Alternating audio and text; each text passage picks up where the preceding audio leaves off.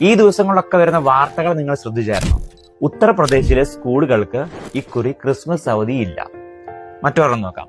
Palakkad പുതുശ്ശേരിയില് Carol സംഘത്തെ ആക്രമിച്ച് RSS പ്രവർത്തകർ. ഇനിയുണ്ട്, സംഘപരിവാർ ആഹ്വാനം കേരളത്തിലെ സ്കൂളുകളിലും ഇനി ക്രിസ്മസ് ആഘോഷം വേണ്ട.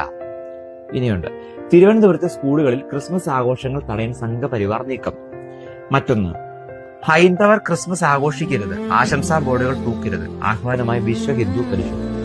ഇനിയുണ്ട്, ക്രിസ്മസ് ആഘോഷത്തിൽ ഗണഗീതം ആലപിക്കണമെന്ന ആവശ്യവുമായിട്ട് DMS. ഇനി ഒരു വീഡിയോയും കൂടി കണ്ടുനോക്കാം.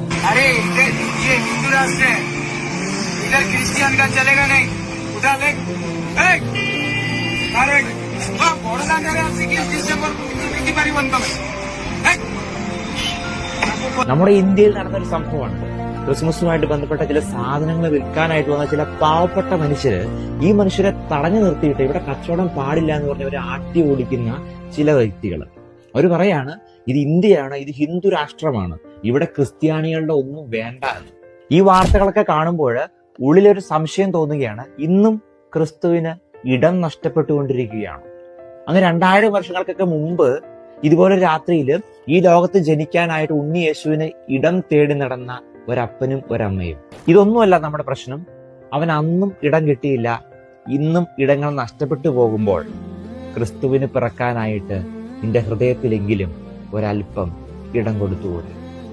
ക്രിസ്തു ഇന്ന് പിറക്കേണ്ടത് നിന്റെ ഹൃദയത്തിൽ തന്നെയാണ്. മറ്റേ ഷോർട്ട് ഫിലിമിന്റെ ഡയലോഗ് ഉണ്ടല്ലോ, നിന്റെ ഹൃദയത്തിന്റെ വടക്ക് കിഴക്കേ അറ്റത്ത്. നിന്റെ ഹൃദയത്തിന്റെ വടക്ക് കിഴക്കേ അറ്റത്തെങ്കിലും ക്രിസ്തുവിന് പിറക്കാനായിട്ട് ഒരിടം കൊടുത്തുകൂടെ? ആഘോഷങ്ങളിലേക്ക് നീ കടക്കുമ്പോൾ ചൈതന്യം കെട്ടുപോകാതിരിക്കട്ടെ. ഈ ക്രിസ്മസിനും ഉണ്ണി ഇടം തേടി വരുമ്പോൾ നിന്റെ ഹൃദയത്തിൽ വെറുപ്പും വിദ്വേഷവും വൈരാഗ്യമൊക്കെ നിറഞ്ഞു നിൽക്കുകയാണെങ്കിൽ നിന്റെ ഹൃദയത്തിൽ നിന്ന് പോലും ക്രിസ്തു പുറത്താക്കപ്പെടുകയില്ലേ? നിന്റെ ഹൃദയത്തിൽ പോലും അവൻ ഇടം നഷ്ടപ്പെട്ടു പോവുകയില്ലേ? അതല്ലേ ഏറ്റവും വലിയ വേദന എന്ന് പറയുന്നത്.